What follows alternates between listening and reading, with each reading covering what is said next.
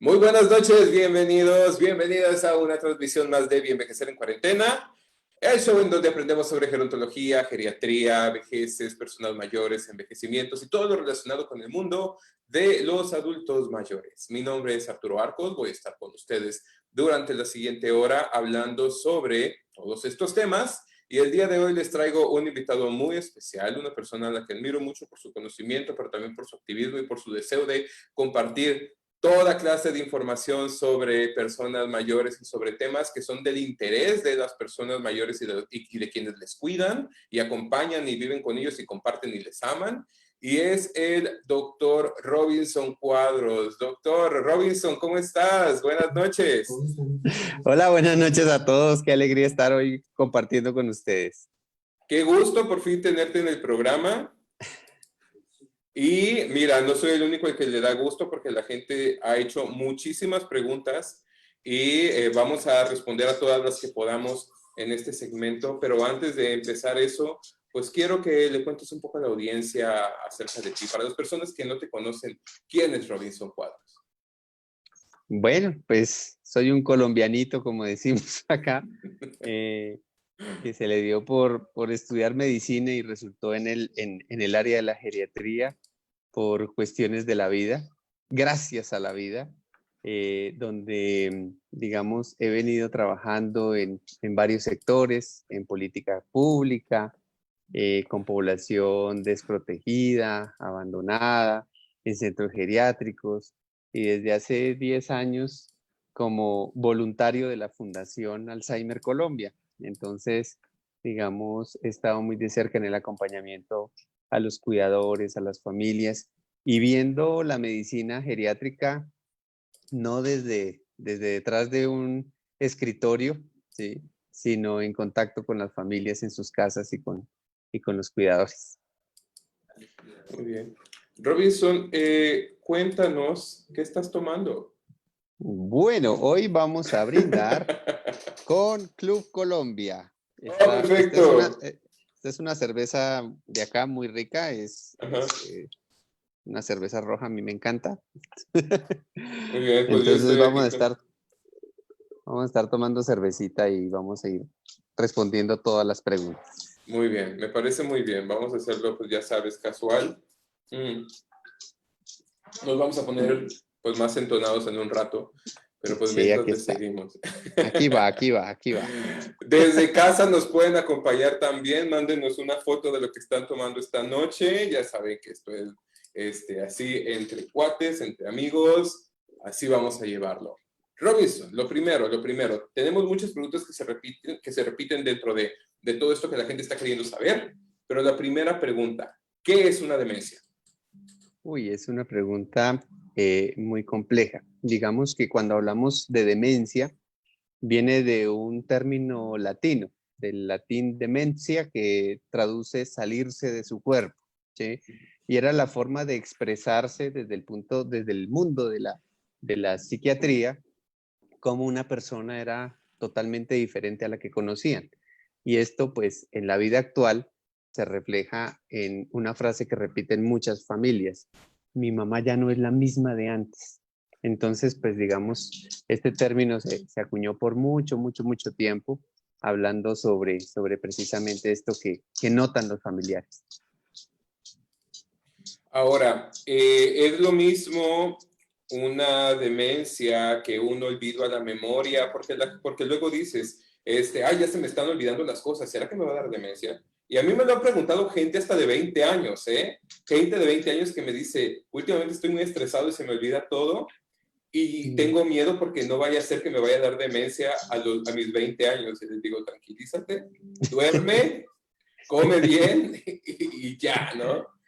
Sí, pues como te digo, ¿no? El término de demencia se, se encasilló dentro de la psiquiatría, Uh-huh. y digamos que es un término muy complejo de definir, porque cuando tú te vas a un diccionario a mirar qué traduce demente, pues básicamente es un sinónimo de locura, de mente alejada, de una persona que no tiene juicio, que está perturbado, que está alienado, enajenado o maniático. Entonces, pues nadie quiere ser demente. Entonces, que a uno lo estigmaticen con una palabra, pues esto pues ya genera un rechazo grande. De hecho, a mí me llaman muchas personas y me dicen, doctor Cuadros, ¿será que usted puede ver a una señora que está como teniendo olvidos, está con cambios comportamentales eh, y parece como una demencia? Y cuando yo les digo, esa señora de la que me hablas es tu mamá, hay un silencio vergonzante, ¿cierto? Ajá. Donde dicen, sí, sí, sí, doctor, es mi mamá. Y yo decía, por qué genera tanta vergüenza? Y es que claramente el término de demente, pues, es sinónimo de un trastorno psiquiátrico y es como si fuera una persona no deseada para la sociedad. Y de hecho, si tú te acuerdas, los manicomios que se llamaban antes, los sanatorios mentales, pues quedaban a las afueras de las ciudades, en el último piso del hospital, allá en el sótano, porque era algo de esconder. Entonces, pues nadie quiere que lo etiqueten con un término de estos. Y para terminarla de embarrar, como decimos aquí en Colombia, le pusieron apellido, ¿no? Senil. Ajá. Y lo vendieron como si fuera parte normal del proceso de envejecimiento. Doctor, es que imagínese que mi mamá me está confundiendo con mi hermana y el otro día no supo dar las vueltas del dinero en el mercado. Entonces, ¿qué será lo que tiene? Entonces, el médico respondía, no se preocupe, es demencia senil, ¿no? Como si fuera Ajá. algo normal. Exacto, que A todos nos va envejeces a y ya, pasar. exacto. Sí. Entonces yo dije, bueno, eso de senil también tiene un montón de connotaciones complejas. Y como te digo, si uno se va al diccionario y busca qué es senil, pues te dice, es sinónimo de decadente, deteriorado, achacoso, caduco, decrépito, vetusto, acabado, mejor dicho, ¿sí? Lo Donde peor. tú dices, no, pues una cosa es que yo me esté volviendo viejo, que esté envejeciendo, y otra cosa es que me esté deteriorando así de esta manera. Entonces son combinaciones que hacen mucho daño. Y verdaderamente, desde el 2013, el DSM, que es como el manual de criterios diagnósticos en salud mental, le cambia el nombre de demencias y les coloca trastorno neurocognitivo mayor para darle, digamos, un acercamiento más a lo que realmente está pasando a nivel cerebral. Mm. O sea, ya no es nada más, no es esta asociación tradicional de demente, de volverte loco, de salirte de ti. Ya entendemos que la demencia es muchísimo más allá. Y dime tú, porque pues obviamente la misma palabra demencia también tiene una connotación socialmente negativa, ¿no? O sea, y yo lo veo, por ejemplo, algo que me llama mucho la atención es que cuando hablas de demencia, a una persona que padece demencia tendrías que decirle demente, ¿no? Pero usamos más la palabra demenciado.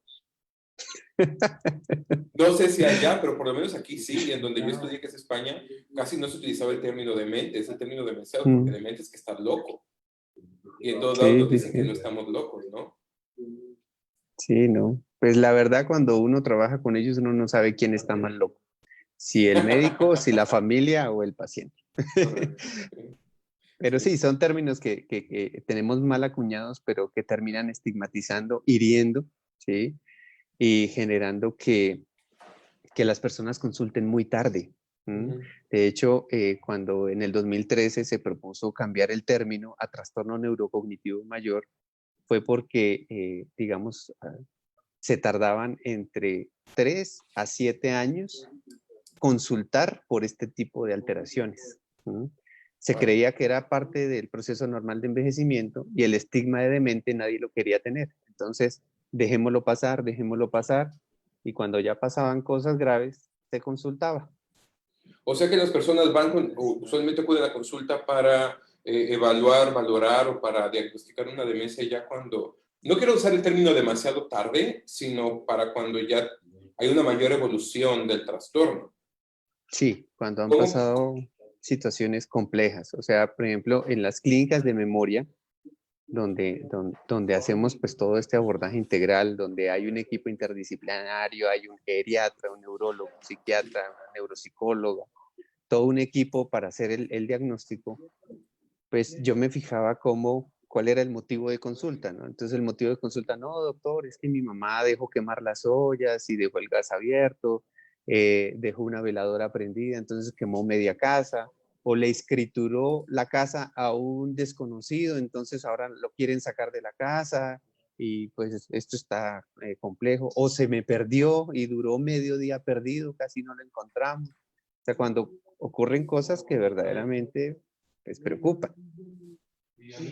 Oye, ¿y qué se hace en estos casos? ¿Cómo puedo yo detectar de forma temprana el síntomas de demencia en la persona a la que cuido, a la acompaño o a mi familiar? Digamos que cualquier alteración de memoria es importante consultarla, ¿sí? Ujú. Como decías al principio, ¿no?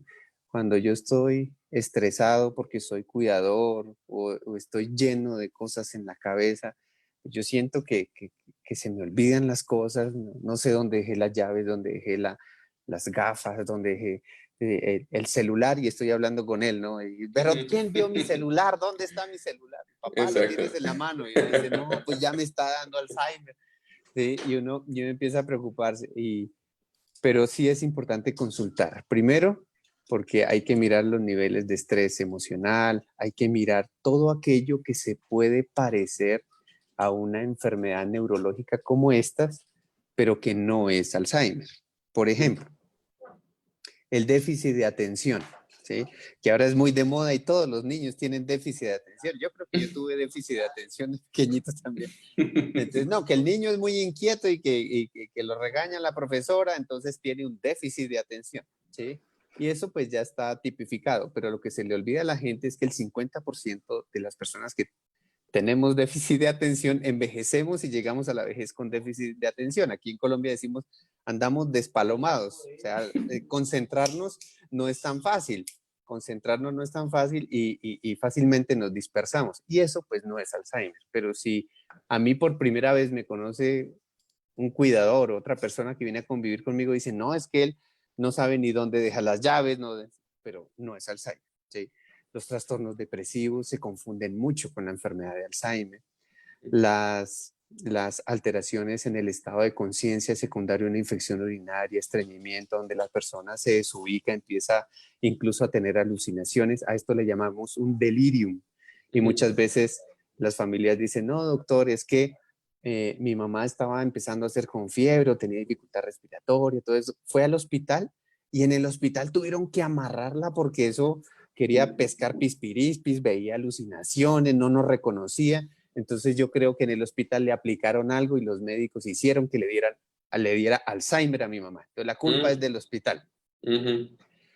Y muchas veces es que venían con un deterioro cognitivo ahí leve y este proceso inflamatorio hizo que saliera a flote la enfermedad.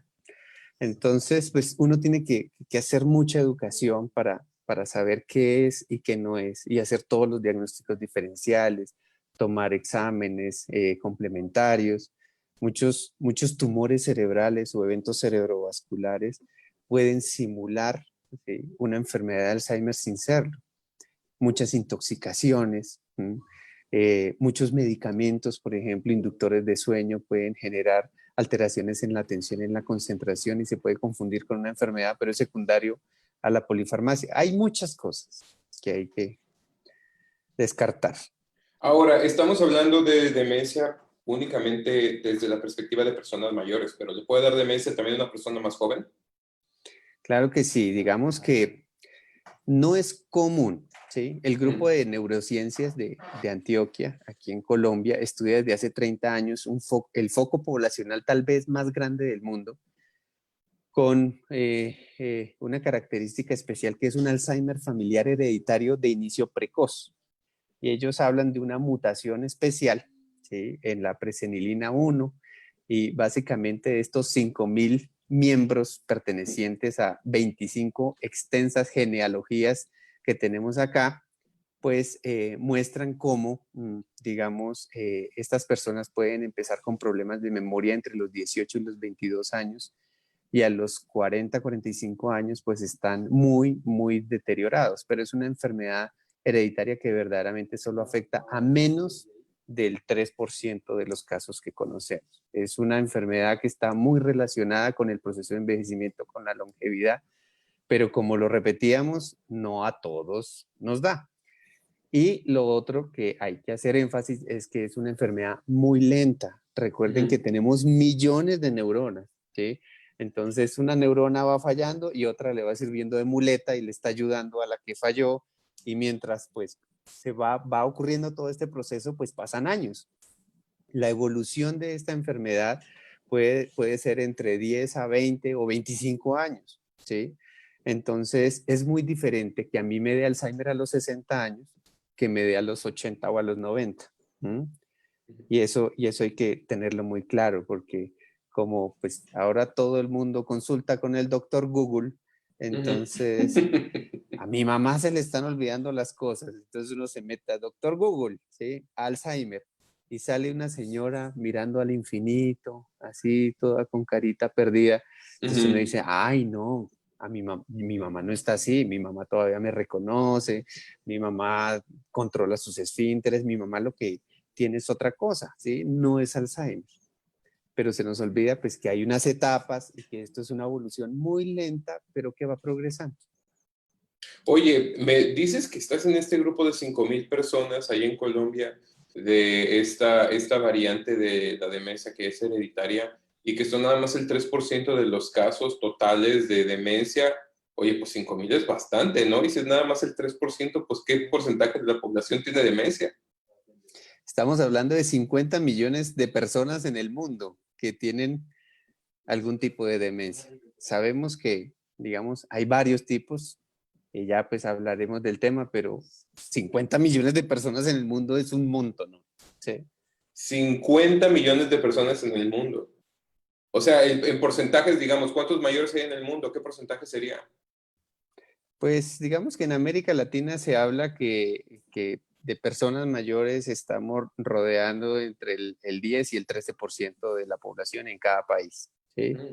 Pero pues claramente estamos hablando de que estamos ante una longevidad, a un aumento en la expectativa de vida y que cada vez pues hay más personas mayores, menos niños y este tipo de alteraciones pues van a afectar de una manera importante a la población mayor. Y me imagino que todos los casos no diagnosticados, todos los casos tratados a través de terapias alternativas, tradicionales o de familias que simplemente no quieren reconocer el deterioro cognitivo de sus familiares, pues el número debe ser muchísimo mayor, ¿no? Sí, hay un subregistro muy, muy grande del tema. Aquí nosotros, digamos, y en varios países de América Latina se ha hecho la encuesta SABE, la encuesta de Salud, Bienestar y Envejecimiento que se inventó Stanford y que nos ha ayudado a ver como el panorama de cómo estamos envejeciendo en nuestros países. Y la prevalencia pues varía mucho. Se habla de más o menos una prevalencia del 17% en América Latina Wow. de deterioro cognitivo, pues que afecta ya la funcionalidad de la persona. Pero eso también depende de la edad, ¿sí? Aquí en Colombia hablábamos que a los 60 años el riesgo de que a mí me dé Alzheimer es más o menos del 3%, pero a los 90 años se acerca al 42%.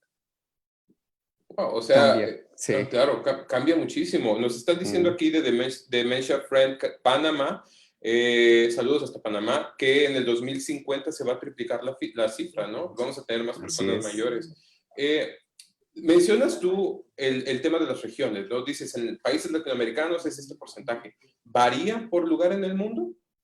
Sí, sí, sí, sí. Y es una cifra que es dinámica. Digamos que uno pensaría que como el envejecimiento es exponencial en todos los países, pues digamos el Alzheimer va a ser exponencial en la mayoría de regiones del mundo, pero se ve que hacia el 2050 hay como un aplanamiento de la curva en Europa y en Asia, pero estos países que estamos en procesos de desarrollo, ¿sí? Y la curva no, no sea curva, o sea, va a seguir, No sea plana como la de sí, ahorita, ¿no? sí, no se va a aplanar. Y esto pues genera una gran preocupación, porque claramente hay varios factores relacionados. La incapacidad familiar del cuidado, por ejemplo, ¿sí? Antes pues las familias tenían 10 hijos y la última, pues me cuidaba en la vejez. Ahora, Ujú. pues no se tienen hijos, se tiene una buena mascota, la mascota no está entrenada para cuidarme, entonces es bien complejo pensar si a mí me llega a dar una de estas enfermedades, ¿quién me va a cuidar en la vejez? Y es una invitación precisamente a poner estos temas sobre la mesa para hablarlos con los amigos, con las familias, es decir, y que entre todos nos ayudemos a tomar decisiones al final de la vida, porque lo que vemos actualmente es que los demás están decidiendo por mí, Ujú. ¿sí? Entonces ya mi papá está insoportable, se está saliendo desnudo a la calle, vamos a buscarle un centro, ¿sí?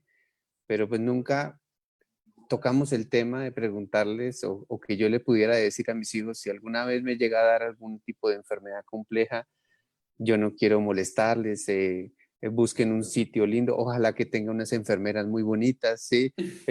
Pues dejar las cosas claras, pero cuando no se habla, los demás toman decisiones por mí y eso es complejo.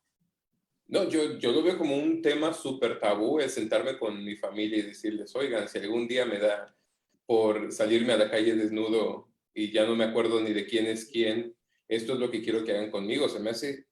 Difícil, se me Mm. hace difícil tratar este tema junto con muchos otros temas relacionados con el deterioro y con la pérdida de autonomía. Pero pues tienes razón, yo creo que hace falta, ¿no? Hace falta tener estas conversaciones que a lo mejor nos Mm. hacen sacar un par de lágrimas, que a lo mejor nos incomodan, pero que nos van a evitar muchos, muchos malos Claro. momentos en el futuro. Ahora, Y dices, peleas familiares. y peleas Mm. familiares, ¿sabes por Mm. qué? Porque con el tema este mismo de los Mm. cuidadores y sobre todo de las cuidadoras, Mm. trabajar con una persona con demencia es de las cosas más desgastantes en las que puedes hacer, porque estás con un cliente que jamás va a estar complacido y vas a estar con los familiares siempre criticando porque cada que lleguen, que muchas veces son nada más una vez al mes o una vez cada 2, 3 meses, Mm. obviamente van a percibir más el deterioro porque están saltándose el proceso continuo. Así que van a ver que la persona está cada vez peor y van a decir, es culpa tuya porque estás cuidando mal. Sí, siempre el malo va a ser el cuidador. Pero por otro lado, también yo he conocido varias residencias que dicen, no, ¿sabes qué? Aquí no recibimos a personas demenciadas. No sé si Sí, allá haya, pero sí me ha tocado verlas aquí en México, que dicen, aquí no recibimos al personas comienzo. demenciadas. Ajá. Al comienzo veíamos eso que por los trastornos comportamentales, ¿sí? Cuando se dieron cuenta pues, que se estaban quedando sin residentes, entonces cambiaron el letrero y ponían expertos en demencias. Ah, mira. ¿Sí? Esto es bien complejo. Ahora, todo esto pues ha hecho que se estigmaticen también los centros, ¿no? Ujú. Y claramente hay muchísimos, hay unos terriblemente perversos y muy malos, ¿no? Y hay otros muy, muy buenos, excelentes, con unas personas con una vocación, con un cariño, con una pasión por lo que hacen. Y claramente la decisión de ingresar a un centro y delegar el cuidado a otras personas nunca va a ser fácil. Siempre sabemos que las personas mayores con problemas de memoria se adaptan mucho más rápido que la misma familia. La familia Mm. casi siempre cuando llegan a visitarlos llegan llorando, si te están tratando bien, si te calientan el tecito, si te ponen el saquito que te regalé y llegan pues verdaderamente con un lenguaje muy poco asertivo que los deja a veces muy ansiosos, muy angustiados y, y esto pues se le llama el síndrome del lunes en la mayoría de centros geriátricos. El fin de semana la familia llega, los saca, los pasea, los sobreestimula y Ujú.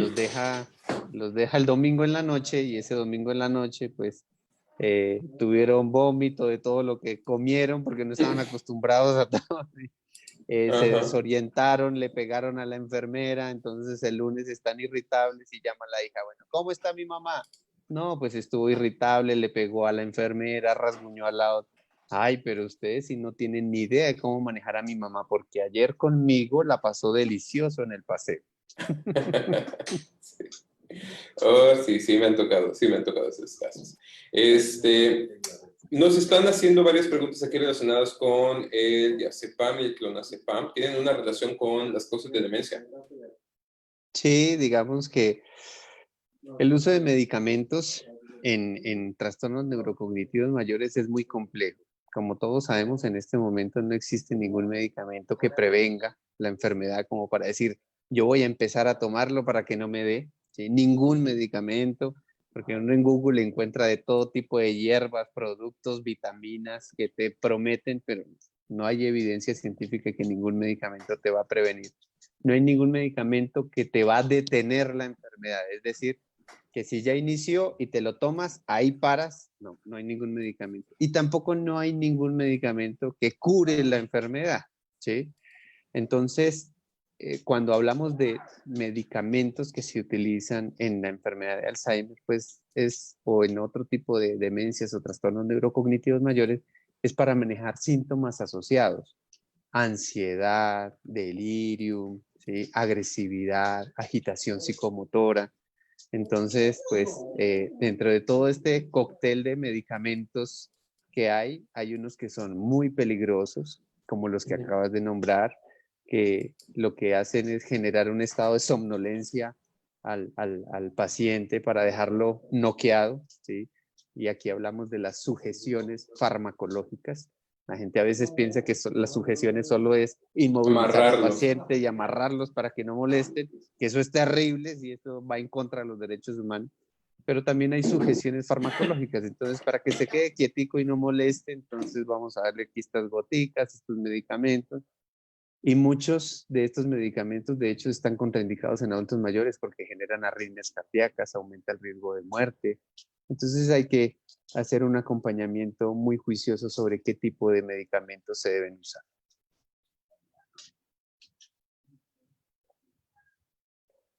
Se te fue el audio. Ay, perdón, ya me Ya, escuché, ya me escuché. ya. Te estaba preguntando cuál es la diferencia entre el Alzheimer y una demencia, porque igual esta es una pregunta muy común, ¿no? Sí, pues básicamente cuando hablamos de demencia estamos hablando de un trastorno neurocognitivo mayor. Y cuando hablamos de estos trastornos neurocognitivos mayores hay muchos tipos, ¿sí? Ujú. Entonces, hablar de demencia es como hablar de todo y no hablar de nada. Hay que especificar de acuerdo a la historia clínica, de acuerdo a la valoración neuropsicológica y lo que refiere el familiar pues a qué tipo de demencia o trastorno neurocognitivo corresponde. Sabemos que la enfermedad de Alzheimer ocupa casi el 70% de todos los tipos de demencia o de trastornos neurocognitivos mayores. Se caracteriza básicamente por un deterioro de la memoria, apatía, depresión, un inicio gradual y progresivo, donde se altera el lenguaje, el reconocimiento y la motricidad, y donde a nivel neurológico pues vamos a ver las llamadas placas amiloideas corticales y los dovillos neurofibrilares, que fue lo que describió el doctor Alois Alzheimer en 1904, ¿sí? Ujú. Pero hay otros tipos de demencias o trastornos neurocognitivos mayores. El segundo más famoso es el vascular, ¿sí? O la demencia vascular, que corresponde al 20 o el 30% de la mayoría de casos, al igual que la enfermedad de Alzheimer,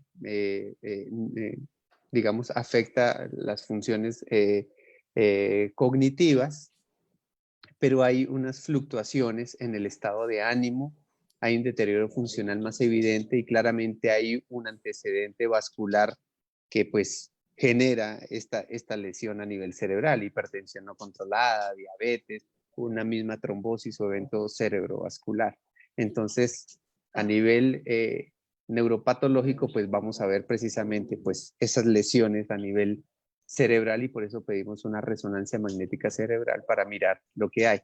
Hay otros tipos de demencia, hay una que se llama por cuerpos de Lewy, que así como empieza con alteraciones en la memoria, empieza con un parkinsonismo, que puede ser un rigidez o un temblor, y este se acompaña de alucinaciones complejas que en la mayoría de sus casos no genera estrés o ansiedad en la persona. Entonces la persona muchas veces es consciente de la alucinación. A mí, Ujú. por ejemplo, un paciente Lo me ves ahí decía, nada más y, qué sí, curioso. me decía, doctor, usted no me va a creer, pero estoy viendo a 3 niños, ¿sí? Haciendo equilibrio en las cuerdas de la luz, ¿sí? Y yo lo estoy viendo. Yo sé que eso no existe, pero lo estoy viendo. Entonces no les genera mucha ansiedad y pues Básicamente estas representan menos del 5%, pero se ve.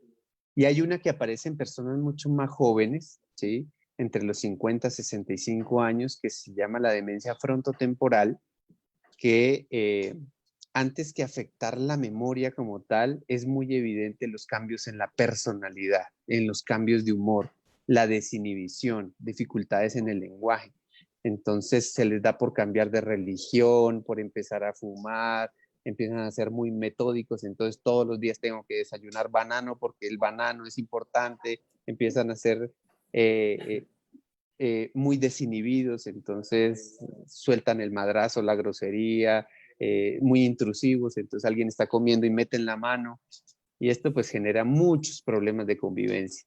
Y Claro. hay muchos otros más, ¿no? Estos son, digamos, como los principales, pero hay muchos más. Quiero hacer una pequeña pausa, nada más para invitar a las personas a suscribirse a Bienvejecer. Estamos en Facebook, Twitter, Instagram, YouTube.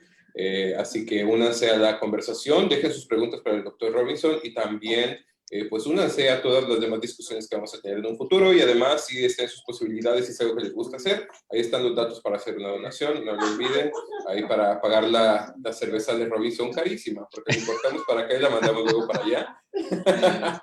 Así es, así es. Oye, ahora que ¿Salud? estabas hablando, salud, salud, salud, ahora justo que estabas hablando de las demencias y de la frontotemporal, hay una pregunta que nos hicieron y que sí te quiero canalizar aquí contigo, y eso es, ¿cuál es la esperanza de vida de una persona con demencia? ¿Es algo que puedas más o menos decir? Pues mira, hace 20 años uno hablaba de una expectativa de vida cuando empezaban los cambios de memoria hasta que la persona básicamente perdía toda la capacidad de lenguaje, de reconocimiento y sobre todo la parte motriz, es decir, se le olvidaba caminar, se le olvidaba contraer esfínteres, se le olvidaba deglutir y por eso venían todas las neumonías, o sea, la parte ya final de la enfermedad se hablaba entre 8 y 10 años. En este momento hay medicamentos que ayudan a modificar el curso de la enfermedad, no lo detienen, pero modifican un poco el curso de la enfermedad y claramente toda la educación, el soporte familiar, los tipos de cuidados han hecho que la expectativa de vida en la persona con demencia pues aumente entre 15 y 20 años. O sea, Claramente no en todos, ¿no? uh-huh. Porque si yo, pues digamos, tengo patologías de base, enfermedad cardiovascular, diabetes, pues, digamos, situaciones que pueden acelerar la enfermedad o un ambiente emocional no favorable, ¿sí? Eso es fundamental. Yo he visto personas mayores que se deterioran rápidamente porque sus hijos están peleando todo el tiempo, porque el ambiente emocional verdaderamente es supremamente estresante, porque hay hospitalizaciones recurrentes, porque hay cambios de casa de manera recurrente. Entonces viene el síndrome de la abuela golondrina, ¿no? Que entonces que se la rifan todos los hijos cada 6 meses y esto pues la desubica y le genera pues mayor ansiedad, intranquilidad y esto hace que también los deteriore más rápido. Entonces pues eso en Yo me, términos generales. yo me imagino que si tienes esta esperanza de vida de 15 a 20 años con la demencia, pero comienzas a padecerla a partir de los 70, 80 años, pues ya por esperanza de vida ni siquiera va a transcurrir todo el ritmo todo el transcurso de la enfermedad, ¿no? O sea que entre más tarde comience yo a presentar, bueno, para empezar, que yo la presente, sería lo ideal, pero si comienzo a presentarla sería lo mejor que ocurriera más adelante en la vida. ¿Cómo le puedo hacer para retrasar la aparición de la demencia? Ahí está el secreto, querido amigo. ¿Sí se Ahí puede hacer está. algo? Ahí está el secreto. Sí, mira, la mayoría de expertos en los congresos mundiales de Alzheimer lo que hemos hablado es eso. Si a mí me va a dar, ¿sí? Que me dé lo más tarde posible. Entonces, afortunadamente, esto ya está medido. Entonces, sí podemos retrasar la aparición de este tipo de enfermedad. Primero, controlando los factores de riesgo cardiovascular, es decir, hipertensión, diabetes y demás. El ejercicio físico, que es fundamental. Bailar, bailen todos los días, yo les digo, bailen todos los días. Si no les gusta bailar, bueno, troten, caminen, gateen, pero muévanse, ¿sí? El ejercicio físico es fundamental para la salud cerebral. La actividad cognitiva, aprenda cosas nuevas, ¿sí? Porque es que a veces somos tan mecánicos que nos da pereza leer un libro, nos da pereza Hacer aprender cuentas una... mentales, ya con la calculadora, ya no puede. Yo he visto gente que suma 2 más 4 con calculadora porque ya no lo puede sumar mentalmente.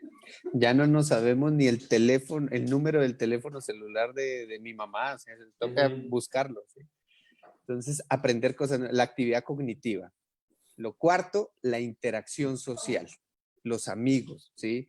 El aislarse para orar, para meditar es buenísimo, ¿sí? Pero que no te quedes ahí, no te aísles socialmente. Los amigos son fundamentales, la familia, los primos, reír.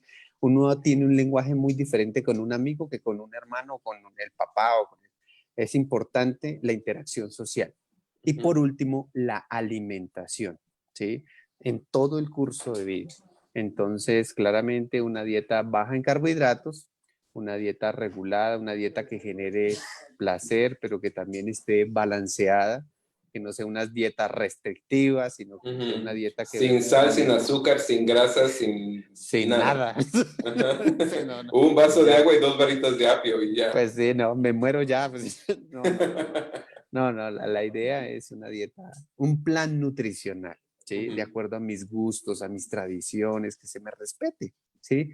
Si logramos, dice el doctor Hachinsky, que es un experto en todo el tema de la microvasculatura a nivel cerebral, si logramos reducir apenas el 10% en la exposición a todos estos riesgos que son modificables, los que acabo de nombrar, ¿sí?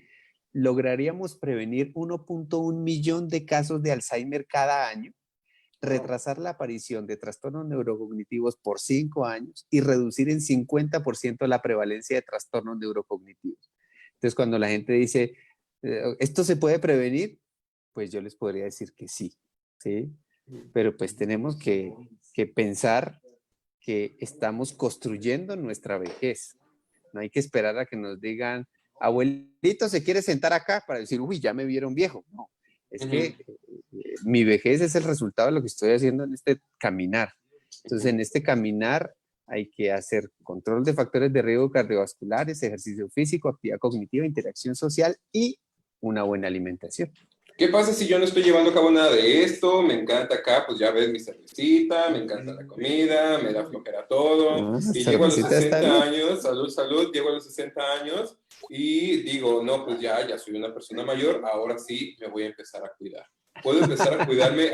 No, es que de verdad hay mucha gente Sí, sí. que es este momento en que se empieza a cuidar.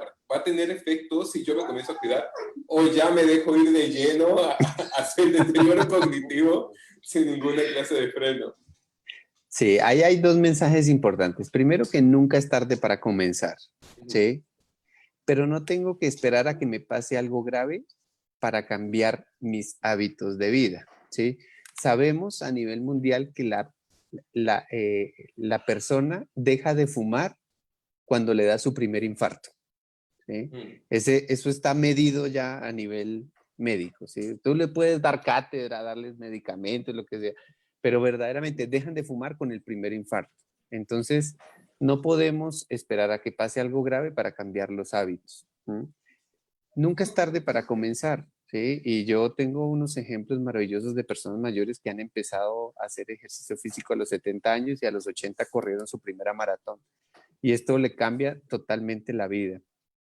Pero sí tenemos que recordar que nosotros cosechamos lo que sembramos. Entonces, pues no desde el lenguaje del castigo y es que si no me hace caso porque yo soy su médico, entonces no vuelva. No, sino desde la cordialidad. ¿Cómo te quieres ver?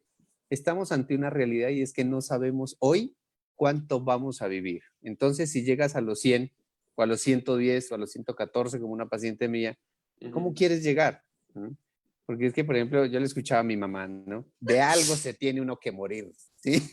De algo me tendré que morir. Sí, sí, pero también puedes escoger de qué manera morir, ¿no? Uno puede morirse en vida 5 años postrado en una cama parpadeando, ¿sí? Por un evento cerebrovascular y eso, pues eso no es vida.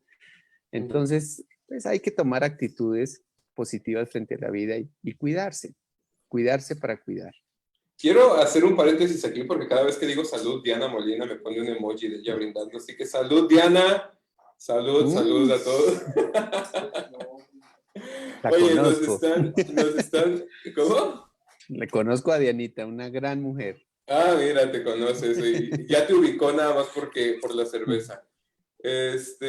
Nos están preguntando aquí, ¿un paciente con diabetes es más propenso a la demencia? Pues ya dijiste que sí. ¿Se puede tener Parkinson y Alzheimer y otro tipo de demencia al mismo tiempo? Sería ahí un premio muy feo, ¿no? Sí, pues digamos, mira, la demencia por cuerpos de Lewy se confunde mucho con la enfermedad de Parkinson, ¿sí? Precisamente porque hay una rigidez o un temblor, alucinaciones y pérdida de memoria. Pero hay una demencia asociada a la enfermedad de Parkinson. Y se dice que el 50% de las personas con la enfermedad de Parkinson que pasan los 10 años con la enfermedad de Parkinson, el 50% empiezan a desarrollar deterioros cognitivos severos, ¿sí? Entonces, digamos que sí hay una asociación ahí compleja y se llama demencia asociada a la enfermedad de Parkinson. Entonces, sí es pertinente la pregunta porque sí hay que tenerlo en cuenta. Y el manejo, pues claramente es diferente, el enfoque, el apoyo familiar. Así como hay un tipo de Alzheimer complejo con personas con síndrome Down, ¿sí? Que uno dice, bueno, cuando antes, y estoy hablando de hace 15 años, nacía un niño con Down, pues a uno de médico le tocaba decirle a la mamá, mira, pues tengo que decirte que esto es un problema en el cromosoma 21, tu hijo nació con el síndrome Down, va a tener una expectativa entre 15 y 25 años y por alteraciones cardíacas y demás va a fallecer. Ahora no, ¿sí? Cada vez vemos que las personas con síndrome Down, con cirugías correctivas y demás, llegan a la vejez, pero lamentablemente el 100% llegan con enfermedad de Alzheimer. Por El eso 100%. el 100%, por eso en países como España ya hay centros geriátricos o centros especializados en Alzheimer solo para atender personas con síndrome Down. Wow. Uy, una cosa por la otra, ¿no? Complejo. Sí. Por eso el afán de conseguir un remedio para esto. Esto es muy complejo.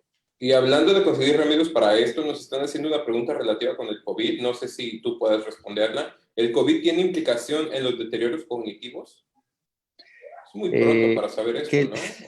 que el COVID me genere un deterioro cognitivo, no. A mí me está generando ansiedad. ¿Sí? Pero en las personas con Alzheimer o con demencias o trastornos neurocognitivos mayores, el confinamiento, toda la presión emocional que gira alrededor, claramente está ejerciendo un papel muy negativo, ¿sí? Porque están generando pues esta incapacidad de poder salir libremente, escuchan a sus hijos, a todo el mundo hablando de muertes, de problemas, y esto los tiene muy angustiados. Entonces sí, la mayoría de familiares me han llamado diciendo, yo he visto que durante este periodo se le ha como agravado más el tema de memoria, no sabemos cómo manejarlo y ahí nos toca generar unos planes caseros para mantener a la persona activa. Además que también pues muchos centros día tuvieron que cerrar y pues este era el rescate de muchas personas mayores para estar activas, para sentirse útiles, productivas, para tener una rutina y esto pues lamentablemente tuvo que cerrarse por el tema de la pandemia. Y para los familiares también, ¿no? Que era el único espacio en el cual podían descansar del rol de cuidado y me imagino que ahora la sobrecarga y el burnout del cuidador debe estar por los cielos también. Y para un paciente con deterioro cognitivo y con demencia no ha de ser nada fácil hacerle frente al encierro, al trabajo, a las responsabilidades y aparte el familiar con demencia. Sí, no, y de hecho muchos hijos que dijeron, no, pues como estamos en cuarentena, yo aproveché a venirme a vivir con mis papás y acompañarlos durante estos meses y me llaman preocupados. Yo no sabía que mi mamá estaba con problemas de memoria, estoy descubriendo que está colocando el control remoto dentro de la nevera, dentro del refrigerador, está escondiendo el dinero, mi papá no me había contado nada, estoy súper angustiado porque no sabemos cuánto tiempo llevan así, nos habían ocultado todo lo que está pasando. Entonces, también esto ha abierto y ha puesto en descubierto muchos problemas de memoria. Claro. ¿Tú crees que en todo lo que estás diciendo a mí hay una cosa que me viene a la cabeza, ¿no? Y es el hecho de que las generaciones que actualmente son personas mayores parten de, a nivel cultural, de una cultura en la cual se fomentó los conservadores, el azúcar, la sal, la grasa, pero a mí se me hace, y yo no soy buen ejemplo de esto, pero a mí se me hace que las generaciones más nuevas ya son más conscientes de hábitos saludables de alimentación, ¿no? Sobre todo personas menores de 30, 20 años que ya prestan más atención a esto.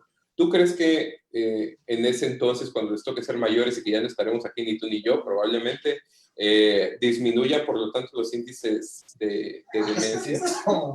Tiene sentido, ¿no? Sí, tiene sentido, pero también hay que mirar que no es el único factor de riesgo, ¿no? Ok. Digamos que cuando se miran los metaanálisis, que son los grandes estudios que miran cuáles son verdaderamente aquellos factores de riesgo importantes para sufrir de la enfermedad, pues hablan de muchos, hablan de la obesidad, del estrechamiento de la arteria carótida, pues porque no va a llegar suficiente oxigenación y circulación al cerebro.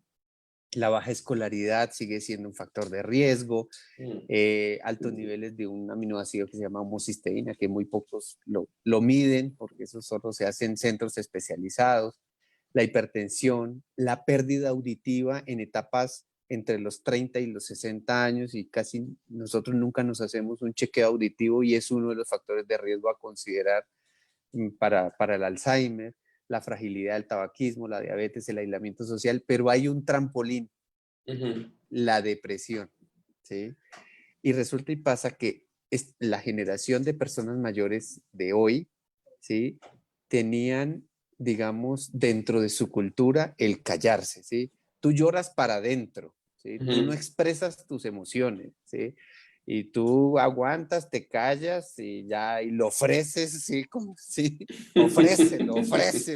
Exacto. Y no se les permitía expresar dolores, humillaciones, abandonos, y todo esto, pues claramente en la vejez sale por algún lado. Entonces, uno de los grandes trampolines del Alzheimer, yo siempre lo he dicho, son los trastornos depresivos. Por eso, cuidar la salud mental y emocional de nuestros niños, de nuestros adolescentes, pues claramente ahí yo creo que sí vamos a jugar un papel muy importante a nivel protector. Entonces, de eso depende. ¿Cómo Y va a yo creo que ser nos va a el costar, futuro? nos va a costar trabajo, ¿no? Porque mira, yo he visto en todos lados una falta de importancia hacia temas de salud mental y específicamente hacia depresión. Todavía está esta idea de que la depresión es nada más sentirte triste y que eso es una cuestión de actitud y que es justamente eso, ¿no? Que eres una persona débil. Ahorita está, por ejemplo, el meme de los dos perritos, el perro acá todo fuerte y el perro acá chiquitito, no sé si los has visto por ahí. Sí, sí. Y el perro fuerte es la gente de hace 40 años, ¿no? Yo aguanto que me peguen y que me insulten y que me digan y no sé qué. Y el perro de ahora es el chiquitito débil que dice, me miraron feo, ya me deprimí. Pero a mí me suena muchísimo y me frustra un poco porque es esta resistencia a reconocer la importancia de la salud mental y del bienestar integral de las personas. Y como dices tú, si no lo reconoces ahora, va a aparecer en algún momento. Y depresión es de los mayores factores de riesgo para las personas mayores para desarrollar absolutamente todo. Sí, sí, sí. Y tenemos unos índices de suicidio en América Latina en persona mayor absurdos. Pero pues los imaginarios, ¿no? Es que es normal por la edad que no le guste salir de paseo, es normal que no se bañe, es normal que pierda el apetito. ¿Cuál normal? Sí. Exacto. Sí, sí, y ves el deterioro en todos los aspectos y se vuelve algo complejo porque yo creo que igual como cuidador que estás ahí todos los días, llega un momento en que te acostumbras tanto a ese deterioro que ya ni siquiera lo registras, ¿no? Ya ves que la persona se baña cada tercer día y dices, ah, pues sí, se baña cada tercer día, pero pues no pasa nada. cuando ya huele muy feo, ya él solo se da cuenta y se baña, ¿no? O pues sí, está bajando mucho de peso, pero pues como estaba gordito, mejor que baje de peso. O cosas por el estilo, nos hacemos muy a la idea de que, como dices tú, es lo normal. Y pues ya vemos que no es lo normal. Y otra cosa que se me hizo muy curioso ahorita, hablas de la escolaridad. Y por ejemplo, esta generación en donde tú y yo nos encontramos, pues somos la generación históricamente y estadísticamente con una escolaridad más alta, donde la gente mayor de ahora nada más llegaba al tercero o cuarto de primaria. Ahora ya tenemos un porcentaje más alto con estudios universitarios y de posgrado. Sí, ¿Tú crees que eso proteja un poco también? Dame una sí, esperanza, muchísimo. Robinson. No, sí, sí, sí Dame algo que protege. aferrarme. Pero mira, hace 2 años que estábamos en Ciudad de México en un encuentro latinoamericano de demencias. Uno de los ponentes decía, bueno, el promedio de escolaridad en América Latina de México a Argentina en personas mayores actualmente es de 3 años. Yo, el 3 años, o sea, yo decía, para mí eso fue sorprendente. Dicen, y adivine el promedio de años de escolaridad de las personas de África. Entonces todos, no, pues si aquí son 3 años, deben ser 2 años, un año. No, 6 años. Yo decía, caramba, sí. Pero bueno, esa es nuestra realidad y claramente eso es un factor de riesgo.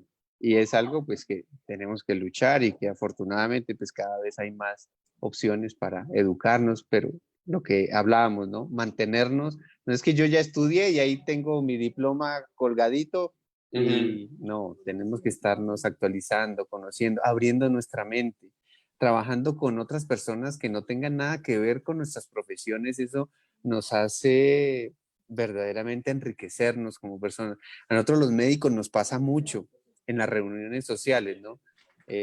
A todo el mundo le gusta que uno hable de la cirugía y cómo salía sangre y cómo me llegó el herido con el hueso colgando, ¿sí?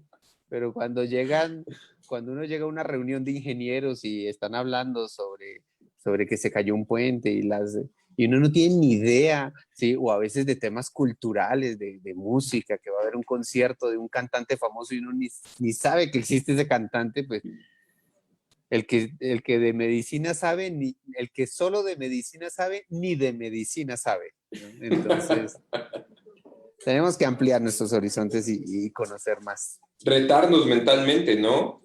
Salirnos de esta zona de confort. Fíjate que yo había estudiado, sobre que entre los 14 y 17 años ya sientas los gustos musicales que vas a tener para toda la vida y que la mayoría de la gente de ahí no se va a salir. A lo mejor sí compras los discos nuevos de ese artista que te gusta, o a lo mejor sí sigues escuchando música similar, pero es muy raro que digas a los 50 años, ay, mira, acabo de descubrir el metal electrónico noruego y ahorita estoy en una fase de metal electrónico noruego porque yo soy así bien ecléctico. La gente sigue, hasta eso, la gente sigue escuchando las mismas 20 canciones durante toda la vida y ya ni siquiera en eso tienes estimulación cognitiva. Sí, Nos hay que abrir un poquito estancamos. los horizontes, pero es que eso también, por ejemplo, los profesionales en musicoterapia, que es toda una disciplina seria, hablan de toda la historia musical que nosotros tenemos y en la que nos formamos, la música que escuchábamos de niños, de jóvenes, con la que nos enamoramos, con la que buscamos en la radio para dormirnos, y todo eso pues va quedando grabado en nuestra memoria musical y de hecho la utilizamos como terapia en las reminiscencias o en la musicoterapia en personas con Alzheimer y funciona muy bien. Yo me acuerdo, digamos, cuando yo empecé a estudiar geriatría, yo dije, bueno, si yo quiero entender el proceso fisiológico, biológico del envejecimiento, pues qué mejor que entenderlo de la mano con las personas. Entonces yo dije, deben haber fundaciones de personas mayores. Y el primer día que entré a geriatría, me hice un propósito de ir a golpear a la casa o a la fundación de Alzheimer y conocer qué era lo que hacían. Y ahí empezó un camino muy lindo, pues de voluntariado. Y pues aquí traigo, me encontré mientras preparábamos esta charla, me encontré varios libritos que hemos ayudado a hacer, donde hablamos sobre la experiencia de las esposas, de las familias, el reconocimiento a las personas. Con el Centro Camiliano hicimos uno sobre humanización en el Alzheimer, la valentía del cuidador, que ese yo lo ayudé a hacer, muy bonito contando las experiencias, pero me encontré uno de estos con la Fundación de Alzheimer, de un camino de aprendizaje.